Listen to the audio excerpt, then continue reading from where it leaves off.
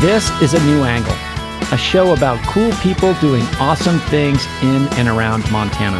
I'm your host, Justin Angle. This show is supported by First Security Bank, Blackfoot Communications, and the University of Montana College of Business. Hey folks, welcome back, and thanks for tuning in. Today is our November edition of Incentives and Instincts, a recurring series in which I speak with economist and friend Bryce Ward about some of the broader challenges facing our society. Bryce, thanks for joining me. Happy to be here. So one of the major themes of this series has been the balance between the individual and the collective. And that theme, incidentally, is as old as time. One area where it is particularly salient that we've talked about before is our information economy, social media in particular. And you flagged a particularly interesting paper that looks at these effects of bad apples in social media. Talk about that a little bit. Research on social media has found that while only 3% of active accounts are toxic, they produce 33% of all content. 74% of online conflicts are started in just 1% of communities. 0.1% of users share 80% of fake news. Wow. The paper then goes on to argue that online spaces are a funhouse mirror because they're dominated by weird extremes. And because we, as humans, make our perceptions of what reality is and what norms are within communities based on what we see, when you have these spaces dominated by these extremes, you essentially get people look at the online world and they're not seeing the 90% of people that are just lurking. Yes. Right? And therefore we don't, and it just kind of shapes our perceptions of the world into this kind of very warped perspective. Now, this isn't just an online phenomenon, right? Like lots of things are dominated by the visible 1% or 5% that drive all sorts of bad outcomes, right? And then make it so that it's hard for the rest of us to kind of grasp what reality is. There's lots of these things where there's this imbalance between, you mentioned bad apples, right? So, where there's a few bad apples that are creating problems for all of us. Yeah. But also warping our perception of what all of us are. Yeah, let's press on the social media findings, right? So one of the papers talks about if you unfollow some of these bad apples or hyper-partisan players in the environment, that it will reduce your animosity toward the other party. So it does sort of warp your paying attention to only these hyper-partisan actors who represent such a small percentage of the contributions to the platform. Yeah, I mean, it's a fascinating study, right? Because they paid people. So they went through and they identified the most partisan accounts. Okay. And then they recruited a sample of people. And they identified these are actual people accounts, verified accounts, not bots. Yeah, they went through, they identified, recruited a sample of people. They then paid people to randomly unfollow, at least the people in the treatment arm. Sure. And then another treatment arm, they actually paid them to follow things like NASA, science accounts. Yeah, like as an inoculation. Yeah, they found was that, people were happier. They were less polarized. And importantly, they followed them for 6 months and the effects lasted for 6 months. Wow. And people didn't go back, at least in the 6 months. So once they stopped being compensated, they didn't say, I'm going to go back. Now, you were only paid one time, I suppose. But still, even once the study's over, you'd think that some of the people... Yeah, they said, oh, this is much nicer.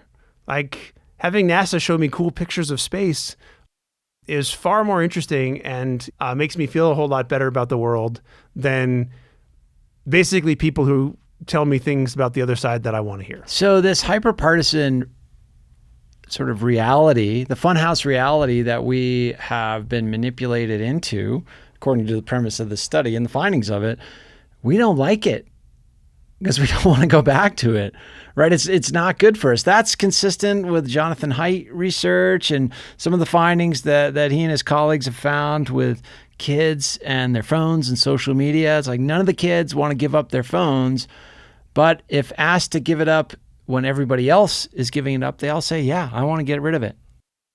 There's a widespread recognition that this stuff is bad for us. Yeah. But because we're kind of trapped in a network effect, Break down network effect for the listener. So a network effect is basically any time where my behavior is linked to your behavior, right?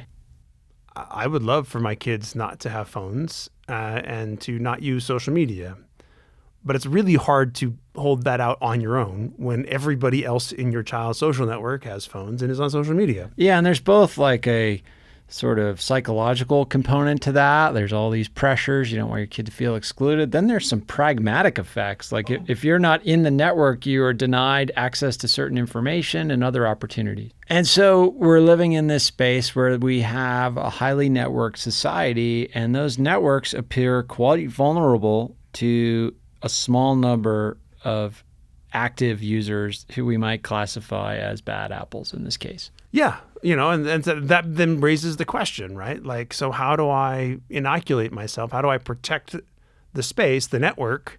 If we're going to be trapped in this thing together, it behooves us to figure out how to remove the bad apples. Yeah. Right? Allow the norm that we want to see created become the dominant norm. Or at least remove the incentives for the bad actors. So you think about social media, and so often the algorithm is designed to optimize engagement, and the way to optimize engagement is through enragement. We've talked about that over and over again. It would seem that these hyperpartisan actors in the context of this particular study are the ones that generate the most enragement and keep people on platform and keep people sort of captured so that the platform can serve them more and more advertisements, right? That's their business model.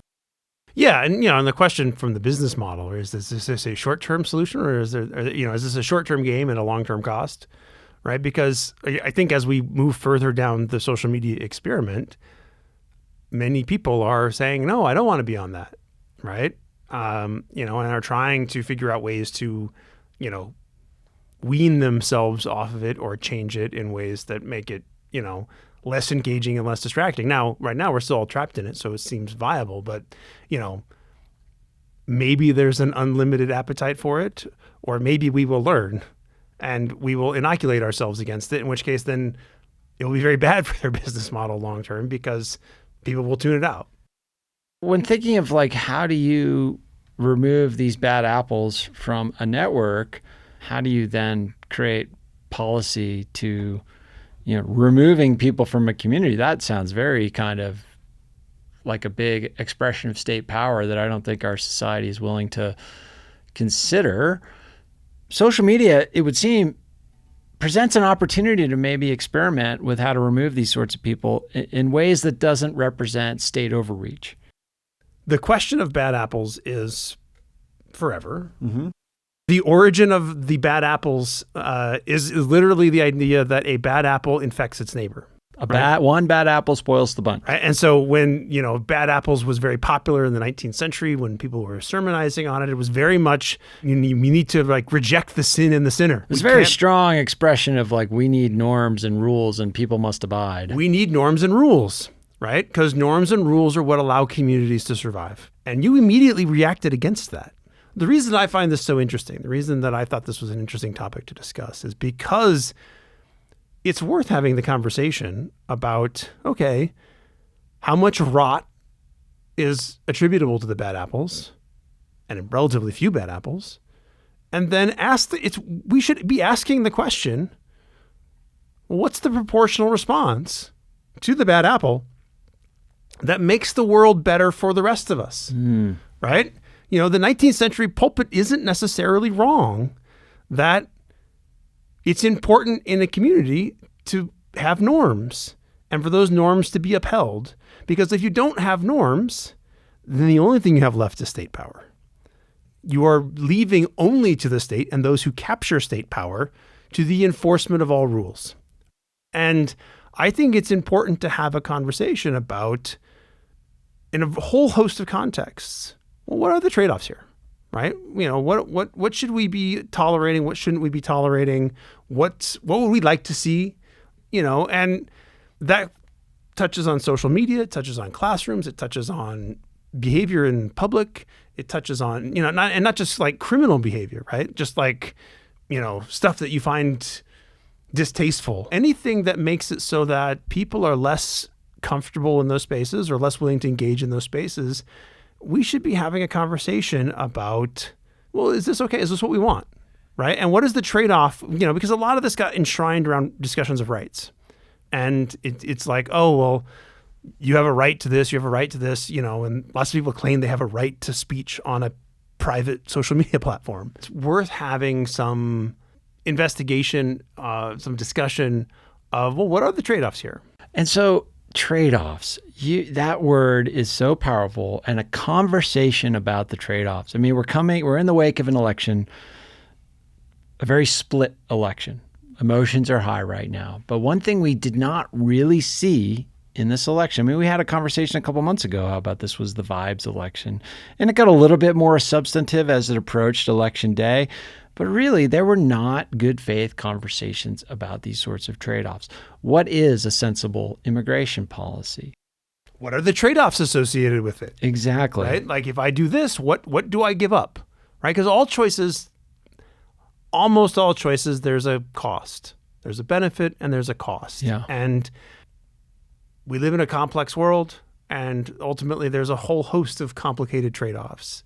And yeah, I don't feel like we got to where people were talking about policy more than when we recorded our episode. Yeah. But they were not talking about trade-offs. Why do you think it's so hard to talk about trade-offs? I mean, at least economists have a framework for approaching conversations about trade-offs. That's why I think you navigate these situations with a degree of honesty that and clarity that people appreciate, but also might feel uncomfortable with. Part of the problem is as you get close to an election, everybody is in a message machine mode, not like let's have a real discussion mode. Yeah, exactly. I think part of the problem is we didn't have a real primary, because primaries are where a lot of times you end up really getting into the weeds. The other problem is that a large majority of the trade-offs are so into the weeds that nobody cares about them. Probably. Right? Like, yeah. I mean, look, nobody's going to do this. Take me up on this. But go read Federal Register notices of like agency rulemaking. So I was reading about Medicaid rules. But it was fascinating because, you're like, oh, wait, somebody has to make a decision about this. Right? Yes. Like there's going to be this rule that's going to determine this thing. And, well, it turns out you could make this rule in a bunch of different ways. And the law only said you had to do this. And somebody then has to go in and say, well, okay, well, this is what this term means. And this is how to operationalize this. And there's different ways you can do it. And, when you have a big, important law, like, the agency gets hundreds of comments on all of this stuff. They then read and they summarize them and they say, okay, here's a comment. Here's our response to the comment. Here's why we're going to choose this. That's really in the weeds trade-offs. We don't have to get that level, but in an ideal world, we would get at like, so what's the benefit of a tariff or an immigration policy or a particular tax cut? And what's the cost? They're primed for somebody to say, we're going to do it. Yeah. Oh, this will just happen. And then it's like only after the policy goes into effect, you're like, oh, wait a second. And politicians that lead us to believe that there are no trade-offs are the ones who are attractive. They make us feel good. We'll be back to my conversation with Bryce Ward after this short break. A New Angle is proudly presented by First Security Bank, Blackfoot Communications, and the University of Montana College of Business. This show does not happen without these pillars of our community, and I'm so grateful for their support and encouragement. And speaking of support, have you checked out our new website yet? anewanglepodcast.com. There you can support our show directly with a variety of subscription options. Subscribers get access to bonus episodes, additional segments, writings, and other benefits. So check it out at anewanglepodcast.com. Hey, this is Ryan Tutel and Colter Nuanez from ESPN Missoula, and you're listening to A New Angle. Welcome back to A New Angle. I'm here with Bryce Ward, talking about bad actors and how they skew our sense of reality. Let's get back to this challenge of removing bad apples because, it manifests in so many domains. We started by talking about social media. We see it in schools with a small number of high needs, behaviorally challenged students taking up a disproportionate amount of the school's resources. I see it here at the university in similar contexts. Yeah, a small number of people are consuming a disproportionate amount of the system's capacity. That's right. And the question then is, well, okay, well, why are they allowed to do that? And if we don't like it, what can we do to push back? Right. And again, I want to emphasize that this is important because the way that we started with the social media people on the funhouse mirror, right, is, or without appropriately assessing the norms of the community, the norms aren't what they actually are. But then we all start thinking the norm is this other thing, right? Yeah. And the bad apple infects its neighbor, right? You know, that reasoning is real, right? Like when I think that the norm is, oh, it's okay to be nasty to a hospital staffer because that's what I'm seeing all the time. Or if I think the norm is that all cops are bad because that's what the algorithm feeds me, I can't live in that world, right? World has far more nuance than that, right? And so when we don't allow our perception of reality to match reality, we end up making all sorts of weird, undesirable choices. And it's important then that we have mechanisms so that we can isolate things and we go, oh wait, no, that's bad. That's not what, I don't like that, right? That's a bad apple and it's infecting its neighbors and it's creating threats to basic social norms. So let's just, for the sake of argument, press on this bad apple concept, because I could envision a listener bumping at that concept. Like, how can you label an apple as bad? And that apple didn't choose the tree that it was grown in or the conditions under which it was brought up and all those sorts of things. You know, we're torturing the metaphor to a large degree here. But yeah, how do we kind of think about the conditions that apple had that were under its control and the conditions that it did not? There is truth to the fact that the apple didn't have complete agency over its choices or its outcomes. But it's also true that organizing society around the notion that there's no agency creates terrible outcomes. Indeed. Yeah. For individuals and the collective. Mm-hmm. And so this is what I mean by trade-offs. It's all a balance. This is all just pendulum, right? Like if you went back in history, individuals were oppressed and there were all sorts of abuses of this type of social norm based, you know, almost all of 20th century art is designed to react against, you know, the collective oppression of the individual. I'm merely saying it's time to start maybe saying, that collective had some real value and our individuals don't seem to be thriving. So we need to start asking, well, what environment are we allowing ourselves to be cultivated in? You know, what are we doing to protect each of us from potential bad apples, bad actors? If there really are only a few of them, like, we should be able to figure out how to cordon them off in ways that, again, depending on obviously violent criminals, it's easy. Oh, we need to put them in prison because they're violent criminals.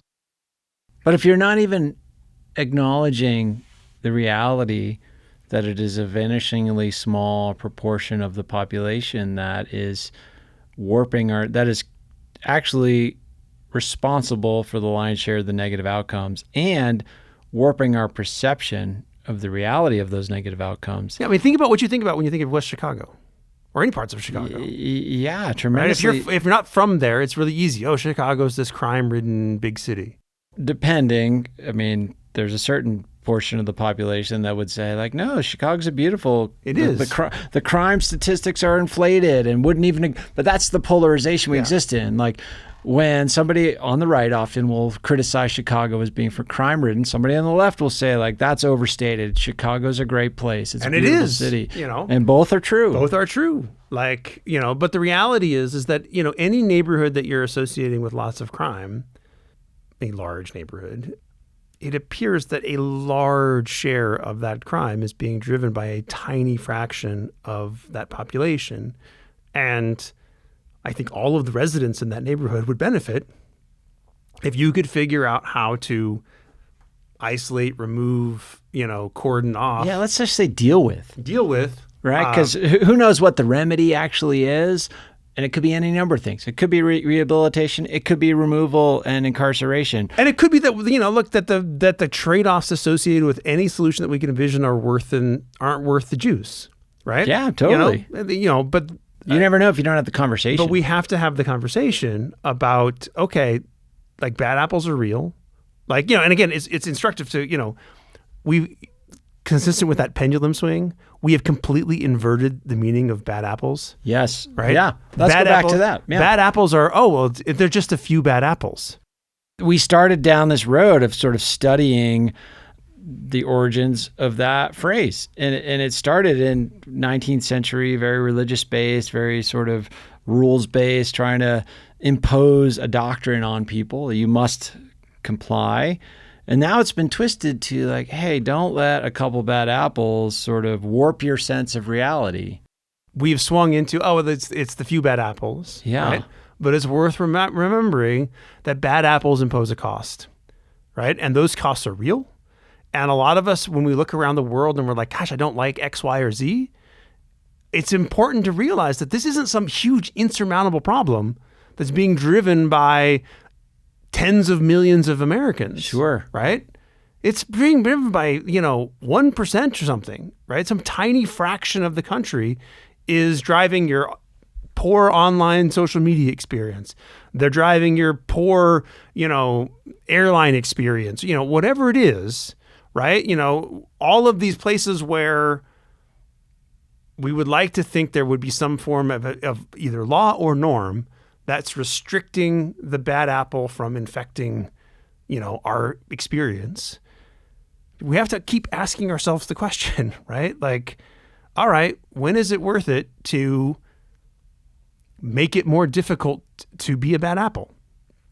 What are the tools that we have in our toolkit to try and weed bad apples out? Yeah. And in particular, to keep them from infecting the neighboring apples. Gosh, and that gives me hope that, it seems like social media would be a place where you can actually try to figure this out.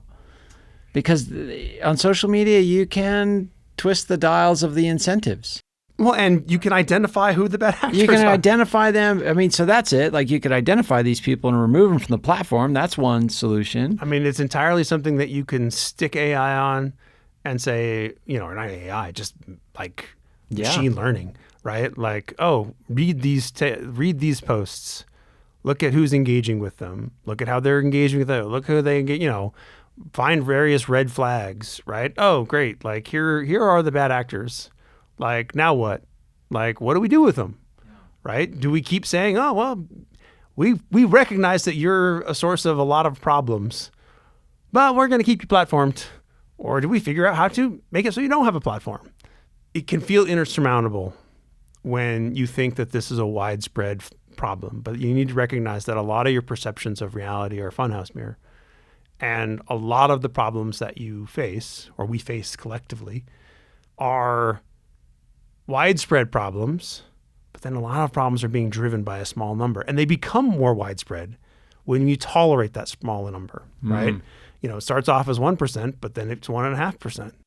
In a lot of systems, the bad actors are so difficult to deal with that they don't get dealt with. That's right. They get promoted, or they take over the whole system, right? This is the true problem. And I've talked about this several times on here before, right? Where, if you don't get the incentives right, you can lose the entire community because the bad actor takes over the community, because the bad action keeps getting rewarded. And before you know it, the norm is now being set by the bad actor. I'm compelled to think or remind ourselves of this conception of the social contract. And, it's been part of philosophy for a long, long time, but it's this idea that all of us relinquish some rights, and we'll sort of get back to rights here in a second, but we relinquish some of our own freedoms to the state in exchange for the state to protect the remaining freedoms. And so there is this sort of like balance between individuals and the government, and this sort of the government must accede to the consent of the governed. And these trade-offs exist sort of in how we structure a society. And we're seeing in these phenomena that we've talked about, bad apples, funhouse mirrors, et cetera, like we're really stressing that balance in some fundamental ways with these network systems. Yeah. Like there's always this tension between the individual and the community. And because the community can act in bad ways, we have continued to try and say, no, the community doesn't get act. No, don't do that. Don't do that. Don't do that. Don't do that. But then you get this bad apples problem, right? You are allowing individuals to take control of different spaces, behave poorly, and then we go, I don't like that either, right? And that's why I see it's trade-offs, right? There's no right. It's not just, all state power is bad or all, anytime a community tries to use norms and shame to, enforce behavior codes, it's bad. It's not. It can be. It certainly can be. Like it's like most things, right? Most things exist in the world. There's a good application of it and there are bad applications of it. And what we have to start asking ourselves is, okay, like in this particular context, if I do these types of things, can I get a better outcome through application of both? We're gonna actually grant rights. Okay, you get a right to this, which means that the rest of us are obligated to hold our nose and tolerate or whatever it is, right? Because we're worried about X, Y, and Z. But, in these cases, no, we're not actually going to give you rights, right? Because we need the community to have agency, right? The community has to be able to create a norm and create, and act its own vision. Because if we don't have a community, we got real problems. Well, and that goes back to the drum that you beat over and over again, and you beat it effectively on the importance of social ties, social connection, building social capital. And that rolls up into these community effects, interpersonal effects, but also the strength of our institutions, which is in decline. And we need other it. people to get things done. That at the end of the day, you need other people to make to survive, the most fundamental level, right? You need other people, which means that you need organizations, institutions, structures that allow us to connect and relate to each other. And we imperil all of us, including our individual rights and freedoms, if we don't allow the community to have a certain amount of control and power. So I guess, my concluding sort of take on this, and maybe as a call to action for the listener, is that just consider for a moment that on any issue or any challenge that you see, it might just be a small number of people who are shaping your perception of that reality. And that perception maybe doesn't comport with the actual reality. Yeah. And, there's important implications that come from understanding that. Absolutely. Bryce, thanks as always. Happy to be here. Okay, so let's move on to the listener question. This one is particularly fun and important because it is from your father. There we go. Your father's a loyal listener. A very loyal listener, yes. Okay. Well, Richard, thank you for this question. Public education is an investment, a gift that allows the student to achieve their level of educational and future life success. The courts have made it a right, diminishing the value of the community's investment into its students while empowering some parents and students to, by their actions, claim the right to be unappreciative of the gift. Why do we extend the opportunity on those unwilling to work and appreciate the gift? Your dad's kind of getting right at the social contract, but in the context of education. Maybe take a moment to just describe your father's work in this space. So my dad was on the school board forever. 28 years maybe. Yeah. I heard him many times talk about essentially bad apples. Yeah. Right? People who didn't appreciate what the community was providing them and were making the experience bad for everybody. And yet there was very little that you could do outside of pretty extreme cases to protect the rest of the institution from the bad apple. And, he had all sorts of solutions about if you don't want to be here, great. Let's figure out, a safety net for you later on when you realize that you should have gotten an education. Mm-hmm. And it kind of comes to this, this larger issue, right? Which is, okay, well. That's all the time we have for this episode. If you'd like to hear more of this conversation and receive other exclusive content, please consider a paid subscription. Thanks for listening to A New Angle. If you like what we do and want to support us directly, please consider a subscription at anewanglepodcast.com. A New Angle is recorded at Studio 49, a generous gift from UM alums Michelle and Lauren Hansen. Our presenting sponsors are First Security Bank, Blackfoot Communications, and the University of Montana College of Business. Kelly Larson is our producer. Maddie Jordan is our production assistant. VTO, Jeff Ament, and John Wicks made our music. And Jeff Meese is our master of all things sound. Thanks a lot, and see you next time.